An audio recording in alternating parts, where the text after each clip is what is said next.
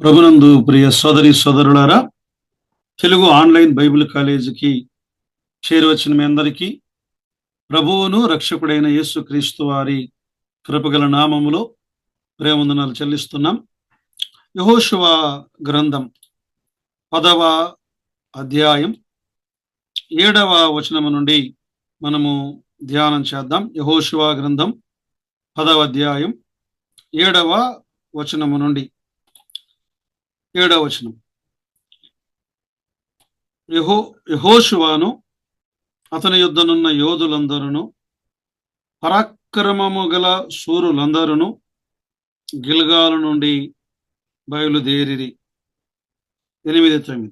అప్పుడు యెహోవా, వారికి భయపడకుము, నీ చేతికి వారిని అప్పగించి ఉన్నాను, వారిలో ఎవడునూ నీ ఎదుట నిలువడని యెహోషువతో సెలవీయగా, యెహోషువ గిల్గాలు నుండి ఆ రాత్రి అంతయు నడచి వారి మీద హఠాత్తుగా పడెను. ఈ యెహోషువ గ్రంథం 10వ అధ్యాయానికి మనం ఒక పేరు పెట్టుకున్నాం, శీర్షిక దక్షిణ దేశపు రాజులను జయించుట. అంటే కనానులో ఉన్న దక్షిణ దేశపు రాజులను జయించుట. 3 భాగాలుగా విభజన చేశాం. మొదటి 6 వచనాలు ఇశ్రాయేలీయులకు అద్భుత విజయమును గుర్చిన సంగతులు. ఆ తరువాత మనము 7 నుండి 27వ వచనం వరకు 2వ భాగం కనాను దక్షిణ దేశపు రాజుల యొక్క ఓటమి. 3వ భాగం 28 నుండి 43 వరకు దక్షిణ దేశము మీద సంపూర్ణమైన విజయమును పొందుట. మొదటి 6 వచనాలు గత వర్తమానములో విన్నాం. 7 నుండి 27 వరకు కనాను దేశపు దక్షిణ రాజుల యొక్క ఓటమి, వారిని ఓడించే విషయములో దేవుడు, ఆయన కార్యం, దేవుని వాగ్దానం, దేవుని కార్యం, దేవుని విజయం, ఈ విషయాలు మనం చూడగలం. 7వ వచనములో యెహోషువ మరియు ఇశ్రాయేలు ప్రజలు గిబియోనీయులకు చేసినటువంటి ఆ మాటను వారు నిలువబెట్టుకొనుట. వాస్తవానికి 7వ వచనములో యెహోషువయు అతని యొద్దనున్న యోధులందరూ పరాక్రమము గల శూరులందరూ గిల్గాలు నుండి బయలుదేరిరి.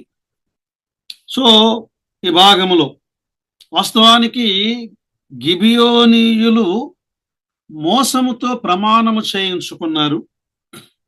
యెహోషువ కూడా దేవుని యొద్ద విచారణ చేయక, సెలవు పొందక వారితో నిబంధన చేశాడు. వారు చేసినది సరికాని ప్రమాణమే అయినప్పటికీ వారు తమ ప్రమాణమునకు కట్టుబడి ఉన్నారు. 15వ కీర్తనను మనము ఇక్కడ ధ్యానం చేయవచ్చు. ఇశ్రాయేలీయులపై శత్రువులు యుద్ధాన్ని ప్రారంభించారు. అంటే గిబియోనీయుల పైన కాదు, వారి ఆలోచన అంతా ఇశ్రాయేలీయుల పైన వారు యుద్ధాన్ని ప్రారంభించాలి అని కదా. ఇక్కడ యెహోషువతో కూడా ఎవరున్నారు? యోధులు ఉన్నారు అనే మాట. యోధులు. యెహోషువతో పాటు ఎవరున్నారు? పరాక్రమశాలులు ఉన్నారు. ఈనాడు దేవుని ప్రజలు యేసుక్రీస్తు ప్రభువును అంగీకరించినటువంటి ఆయన ప్రజలు మనము ఈ లోకములో సైనికులముగా పోల్చబడ్డాం. తిమోతికి రాసిన 2వ పత్రిక 2వ అధ్యాయం 3వ వచనములో 3-4 వచనాల్లో క్రీస్తు యేసు యొక్క మంచి సైనికుని వలె నాతో కూడా శ్రమ అనుభవించుము.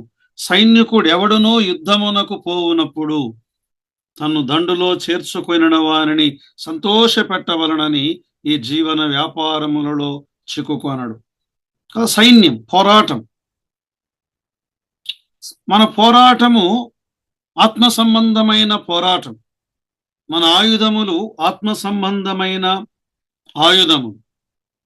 అందుకే కొరింథీ 2వ పత్రిక 10వ అధ్యాయం 4వ వచనములో 3-4 మేము శరీరధారులమై నడుచుకొనుచున్నను శరీర ప్రకారము యుద్ధము చేయము, మా యుద్ధోపకరణములు శరీర సంబంధమైనవి కావు అన్నాడు.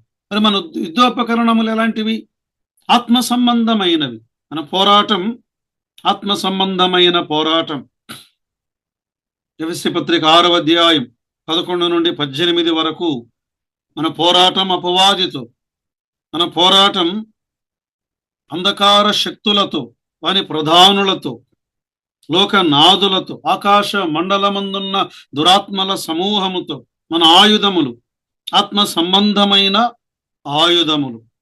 పిల్లరా, పరాక్రమము గలవారముగా ప్రభువు కొరకు మనము పోరాడాలి. మాత్రమే కాదు, మన పక్షమున పోరాడువాడు మన ప్రభువే. మన పక్షమున పోరాడువాడు. అందుకే లోకములో యేసుక్రీస్తు ప్రభువారు ఆయన ఇలా అన్నారు. యోహాను సువార్త 16వ అధ్యాయం 33వ వచనములో, నా యందు మీకు సమాధానము కలుగునట్లు ఈ మాటలు మీతో చెప్పుచున్నాను, లోకములో మీకు శ్రమ కలుగును. పోరాటం ఉన్నది. లోకములో మీకు శ్రమ కలుగును. అపవాది మనలను శ్రమపరచువాడు. అయినను ధైర్యము తెచ్చుకొనుడి, నేను లోకమును జయించి ఉన్నాను కదా. ఆయన ప్రజలమైన మనం, ఆయనే మన ఆశ్రయముగా మన జీవితాల్లో మనము కలిగి ఉండాలి. ఆయన మన పక్షమున పోరాడువాడు. అందుకే సామెతల గ్రంథం 30వ అధ్యాయం 5వ వచనములో ఏమన్నాడు? దేవుని మాటలన్నీ పుటము పెట్టబడినవే, ఆయనను ఆశ్రయించు వారికి ఆయన కేడెం. శ్రమ దినమున ఆయనను ఆశ్రయించాలి. ఇబ్బందికరమైన దినములలో నువ్వు ఆయనను ఆశ్రయించాలి. ఆయనను ఆశ్రయించినప్పుడు ఆయన నీకు నాకు ఆయన కేడెం. అబ్రహాము జీవితంలో ఆయన 14వ అధ్యాయములో శత్రువులను జయించాడు. 15వ అధ్యాయములో ఆయన ఏదో దిగులుగా ఉన్నాడు. అప్పుడు దేవుడు అన్నాడు, ఆదికాండం 15:1, యెహోవా వాక్కు అబ్రహామునకు ప్రత్యక్షమై, అబ్రామా భయపడకుము, అబ్రామా భయపడకుము, నేను నీకు కేడెము కదా. ఆయన మన ఆశ్రయం, ఆయన రక్షణ కవచం. తర్వాత 8వ వచనం చదువుకుందాం చూడండి. అప్పుడు యెహోషువ, యెహోవా వారికి భయపడకము. యెహోషువకు దేవుని వాగ్దానము, దేవుని ఆజ్ఞ, ఈ రెండు మనకు కనబడతాయి 8వ వచనములో. యెహోషువకు దేవుని వాగ్దానము, దేవుని అభయం. భయపడకము అనే మాట. వారికి భయపడకము. అసలు మొదటి అధ్యాయములోనే దేవుడు అన్నాడు, యెహోషువ, మోషే మృతి నొందాడు, దిగులుగా ఉన్నాడు. ఎలా వాగ్దాన దేశమును నేను జయించగలను అనుకుంటూ ఉండగా దేవుడు, నువ్వు భయపడకుము అని మొదటి అధ్యాయములో యెహోషువతో అన్నాడు. దిగులు పడకము, జడియకుము. దేవుడు మాటి మాటికి ఆయన తన ప్రజలతో ఆయన భయపడకుము 27వ కీర్తనలో దావీదు అన్నాడు మొదటి వచనములో, యెహోవా నాకు వెలుగును, నాకు రక్షణ అయి ఉన్నాడు, నేనెవరికి భయపడుదును. యెషయా గ్రంథం 41వ అధ్యాయం 10వ వచనము నుండి 15వ వచనం వరకు దేవుడు అన్నాడు, ఇశ్రాయేలు నీతో కలహించు వారిని నీవు వెదుకుదువు గాని వారు నిన్ను కనుగొనరు. ఇంకా ఆయన అన్నాడు, నీ దేవుడైన యెహోవానగు నేను, భయపడకము, నేను నీకు సహాయము చేసేదను. పురుగు వంటి యాకోబు, స్వల్ప జనమగు ఇశ్రాయేలు, భయపడకుడి కదా. మనం ఎందుకు భయపడకూడదు? ఆనాడు ఇశ్రాయేలు ప్రజలకు దేవుడు వాగ్దానం ఇచ్చాడు. ఈనాడు మనకు కూడా ఆయన వాగ్దానం ఇచ్చాడు. కృత నిబంధనలో దేవుడు మన పక్షమున ఉన్నాడు. రోమాపత్రిక 8:31 అన్నాడు, ఇట్లుండగా ఏమందుము, దేవుడు మన పక్షముననుండగా. ప్రియ సోదరి సోదరుడా, ప్రభుని అంగీకరించిన నీవు శ్రమలో ఉన్నావా?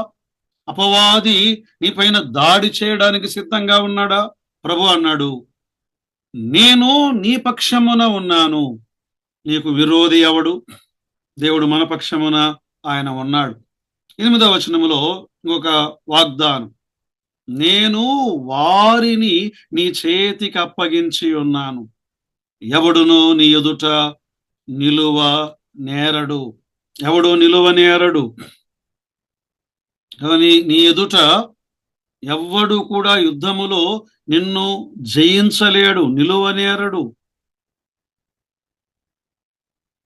యెహోషువ గ్రంథం 1వ అధ్యాయం 5వ వచనములో, నీవు బ్రతుకు దినములన్నిటను ఏ మనుష్యుడును నీ ఎదుట నిలువలేక ఉండును. గొప్ప వాగ్దానం. ప్రియులారా, కృత నిబంధనలో యేసుక్రీస్తు ప్రభువారు అపవాదిని సిలువలోనే ఓడించాడు. అపవాది వాని సేన నీ ముందు నా ముందు వారు నిలువలేరు. కారణం ఏమిటంటే, మన పక్షమున ఉన్నవాడు మనకంటే ఆయన గొప్పవాడు. దేవుడు ఆయన వాగ్దానము చేసి ఉండగా, ఆయన వాగ్దానమునకు మనము విధేయులము కావాలి. ఆయన వాగ్దానమునకు మనం విధేయులము కావాలి. దైవ గ్రంథములో ద్వితీయోపదేశ కాండం 28వ అధ్యాయం 7వ వచనములో చూడండి, నీ మీద పడు నీ శత్రువులను యెహోవా నీ ఎదుట హతుమగునట్లు చేయును. దేవుడు ఓడించువాడు, దేవుడు ఓడించువాడు. ఆనాడు ఇశ్రాయేలు ప్రజలను ఐగుప్తీయులు తరిమారు, కానీ దేవుడు వారిని ఓడించినవాడు. దేవుడు వారిని ఓడించినవాడు. మనం దైవ గ్రంథం అంతటిలో మనము గమనిస్తే ఇశ్రాయేలు ప్రజలకైన విజయాన్ని అనుగ్రహించాడు. తర్వాత 9వ వచనం, యెహోషువ యొక్క విశ్వాసము, యెహోషువ యొక్క వివేకము విశ్వాసము 9వ వచనంలో కదా. అతడు ఏం చేశాడు? ఆ రాత్రంతయు నడచి రాత్రంతా కవాతు చేశాడు. రాత్రంతా ఈ గిల్గాలు నుండి గిబియోను వరకు సాగినటువంటి ఈ నడక కవాతులో దాదాపుగా 3300 అడుగులు అని అన్నారు, లేదా 20 మైళ్ళు. ఆ ఎత్తులో ఉన్నటువంటి వీరు రాత్రి మొత్తము దాదాపుగా 8-10 గంటలు వారు ప్రయాసపడ్డారు. వారి నడక, దేవుడు తన పనిని చేస్తాడు, కానీ ఆయన మనలను ఆయనతో కలిసి పనిచేసేలాగున ఆయన సిద్ధపరుస్తాడు. ఆ పని చేయడానికి ఆయన బలమునిస్తాడు. ప్రియులారా, దేవునితో భాగస్వాములముగా ఉండటానికి ఈ పోరాటములో ఈ పనిలో ఆయనతో కూడా మనము పనివారం. ఈ పోరాటములో ఆయనతో కూడా మనము పోరాడేవారం. అందుకే కొరింథీ మొదటి పత్రిక 3వ అధ్యాయములో పౌలు ఏమన్నాడు? 9వ వచనం, మేము దేవుని జత పనివారము. దేవునితో కలిసి యెహోషువ నడిచాడు ఆ యుద్ధ భూమిలో శత్రువుతో యుద్ధము చేయడానికి. ఈనాడు కృత నిబంధనలో మనం సువార్త కొరకై నడక, దేవుని పరిచర్య కొరకై సాగి వెళ్తున్నామా? కవాతు చేస్తున్నామా? నీవు కాదు, నీతో కూడా నాతో కూడా ప్రభు ప్రయాణం చేస్తున్నాడు. మేము దేవుని జత పనివారము. మాత్రమే కదా, ఇక్కడ మరొక ఆలోచనను మనం చూడగలం. ఏమిటి ఆలోచన? వారు రాత్రంతా ప్రయాణము చేశారు అనే మాట. రాత్రంతా వారు ప్రయాణము చేశారు. శ్రమ ఉన్నది. సైనికుడు శ్రమపడువాడు. తిమోతి 2వ పత్రిక 2వ అధ్యాయం 3వ వచనములో ఏమన్నాడు? క్రీస్తు యేసు యొక్క మంచి సైనికుని వలె నాతో కూడా శ్రమను అనుభవించుము. దేవుడు యెహోషువ యుద్ధ భూమిలో సాగి వెళ్తూ ఉండగా 10 నుండి 11 వచనాల్లో దేవుడే యుద్ధ భూమిలో యుద్ధము చేయుట మాత్రమే కాదు, ఇక్కడ మరొక మాటను మనం ఆలోచన చేయాలి. దేవుడు యుద్ధము కొరకై ప్రకృతిని వాడుకొనుట. దేవుడు యుద్ధము కొరకై ఆయన ప్రకృతిని వాడుకొన్నాడు, వడగండ్లను పంపాడు. చూడండి ఇక్కడ, అప్పుడు యెహోవా ఇశ్రాయేలీయుల ఎదుట వారిని కలవరపరచగా, దేవుని కార్యం, దేవుడు వారిని కలవరపరచగా, ప్రియులారా, ఆయన తన కార్యమును జరిగించువాడు.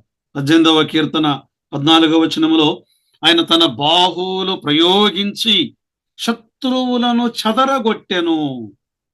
దేవుడు శత్రువులను ఆయన చెదరగొట్టువాడు.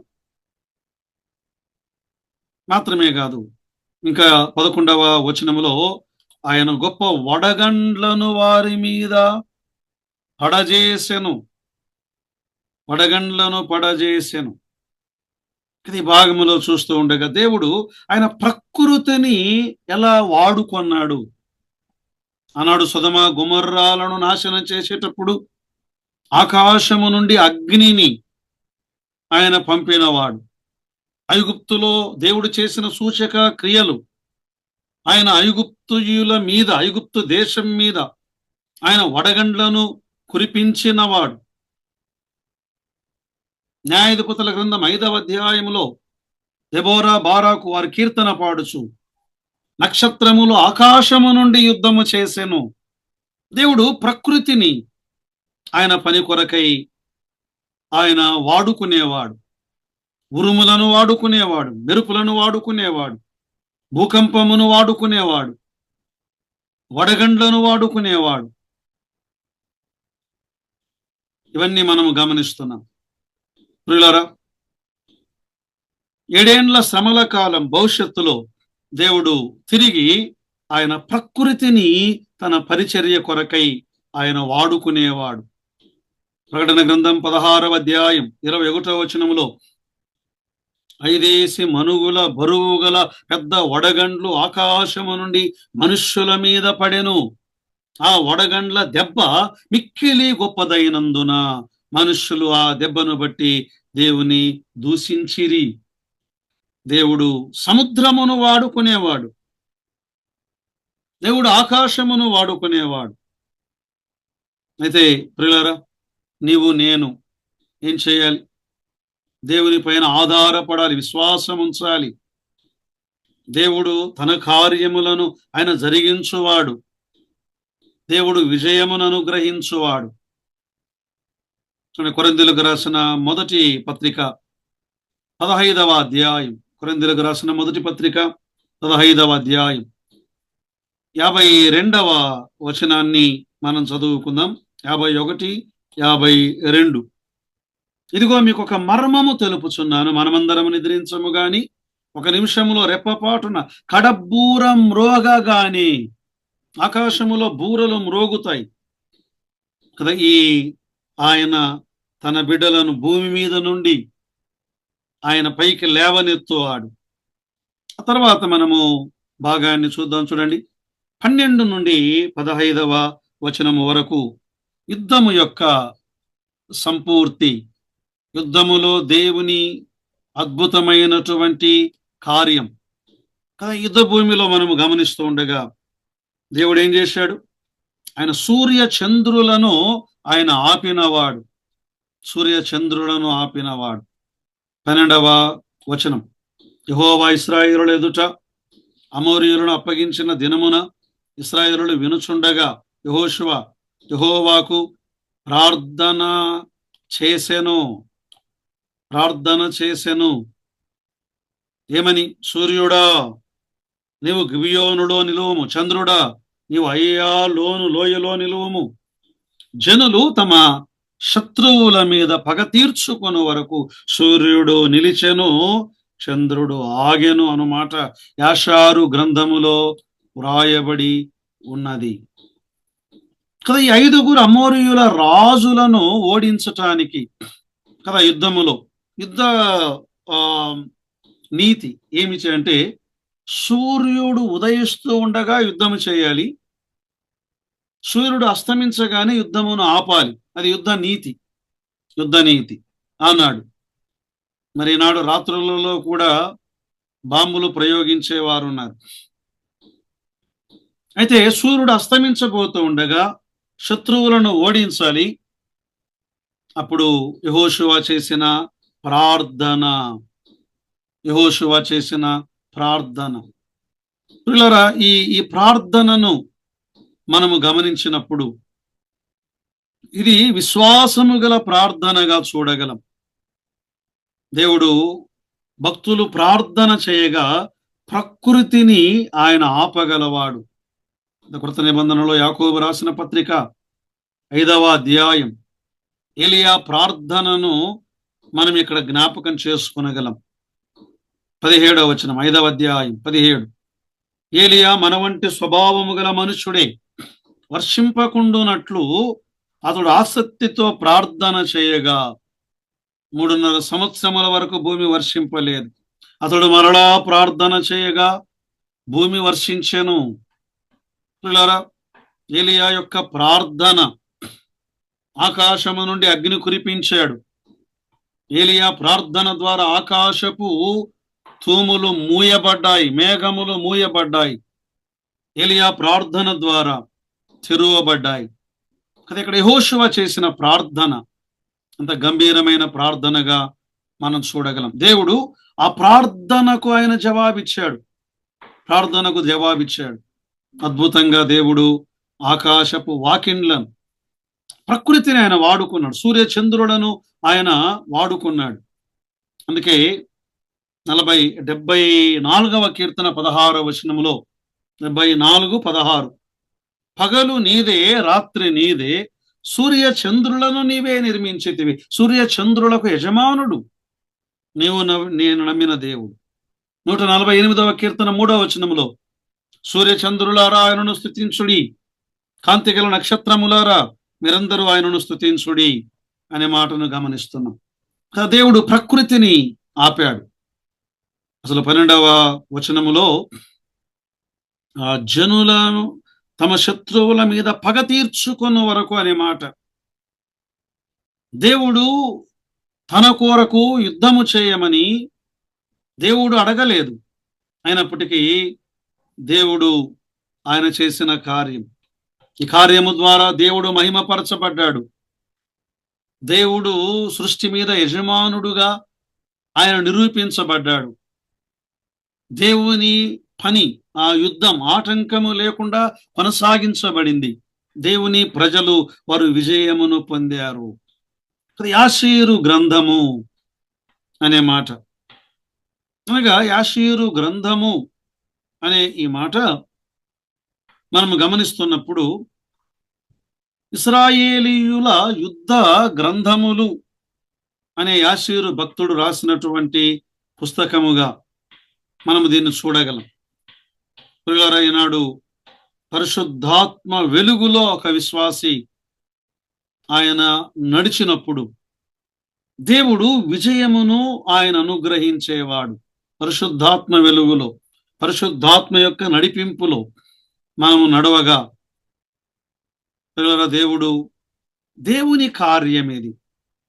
సూర్యుడు ఆకాశ మధ్యమున నిలిచి ఇంచుమించు ఒక నాడెల్లా అస్తమింపలేదు.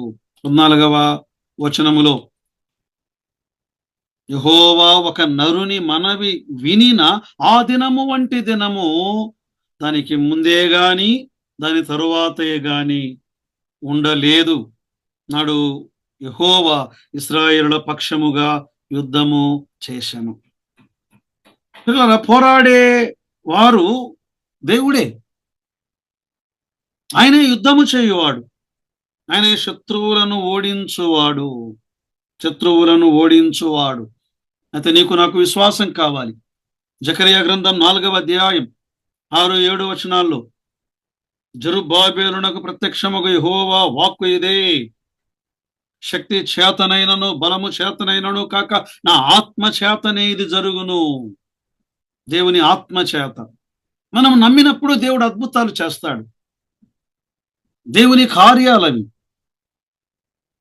మార్కు సువార్త 11వ అధ్యాయం 22, 24 వచనాల్లో మనం చదివినప్పుడు దేవుడు ఏమన్నాడు? నీవు విశ్వాసముతో, దేవుని యందు విశ్వాసముతో, ఓ పర్వతమా నీ వెత్తబడి సముద్రములో పడవేయబడదు అని చెప్పిన ఎడల, నీ మనస్సులో సందేహింపక చెప్పిన ఎడల అది జరుగును అన్నాడు ఆయన.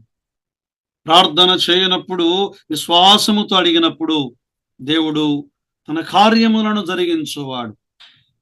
చీకటి వెలుగులను ఆయన ఆపాడు. అంటే సూర్యుడు చంద్రుడు అని కాదు, భూభ్రమణం ఆగిపోయింది. దేవుడు భూమిని ఆయన ఆపివేసిన వాడు. దేవుని అద్భుతమైన కార్యములు. ప్రియులారా, ఆ తరువాత మనము గమనిస్తుండగా 15వ వచనములో వారు అప్పుడు యెహోషువాయు అతనితో కూడా ఇశ్రాయేలులందరూ గిల్గాలులోనున్న పాళ్యములోనికి తిరిగి వచ్చిరి. యుద్ధం యొక్క సంపూర్తిని మనము గమనిస్తున్నాం. 16 నుండి 21 వరకు యుద్ధము యొక్క సంపూర్తి. దేవుడు ఆయన సంపూర్ణమైన విజయమును ఆయన అనుగ్రహించువాడు. సంపూర్ణమైన విజయమును అనుగ్రహించువాడు. దేవుడు తాత్కాలికమైన విజయం ఇచ్చేవాడు కాదు. ఒక 2 వచనాలు కొత్త నిబంధనలో మనం చదువుకుందాం. కొలస్సీ పత్రిక, కొలస్సీలకు రాసిన పత్రిక 3వ అధ్యాయం 12వ వచనము నుండి మనము గమనిస్తే, లేదా 2వ అధ్యాయం కొలస్సీలకు రాసిన పత్రిక 2వ అధ్యాయం 13వ వచనం నుండి 15 వరకు.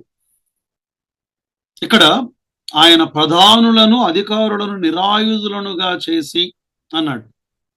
శిలువ చేత జయోత్సవముతో వారిని పట్టి తెచ్చి, ఇక వాని ఆయుధములను ఆయన తీసివేశాడు. వాని ఆయుధం ఏమిటి? వాని ఆయుధం మరణమనే ఆయుధం. మరణము యొక్క బలము గలవాడు. మరణమనే ఆయుధము చేతనే వానిని ఓడించాడు. ఈనాడు సంపూర్ణమైన విజయాన్ని దేవుడు మనకు అనుగ్రహించువాడు. క్రైస్తవ జీవితంలో పిల్లరా, మనకెన్నో ఉపద్రవాలు ఉన్నాయి. వాటన్నిటి మీద అత్యధికమైన విజయాన్ని ఆయన అనుగ్రహించువాడు. రోమీయులకు రాసిన పత్రిక 8వ అధ్యాయం 35, క్రీస్తు ప్రేమ నుండి మనల్ని ఎడబాపు వాడేవాడు. శ్రమలు ఉన్నాయి, బాధ, హింస, కరువు, వస్త్రహీనత, ఉపద్రవం, ఖడ్గం.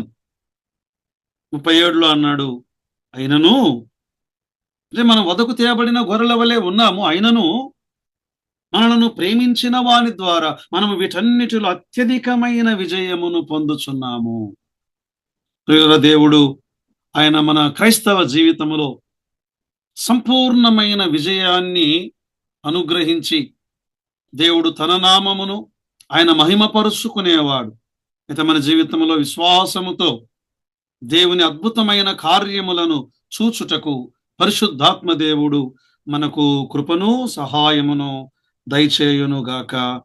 ఆమేన్.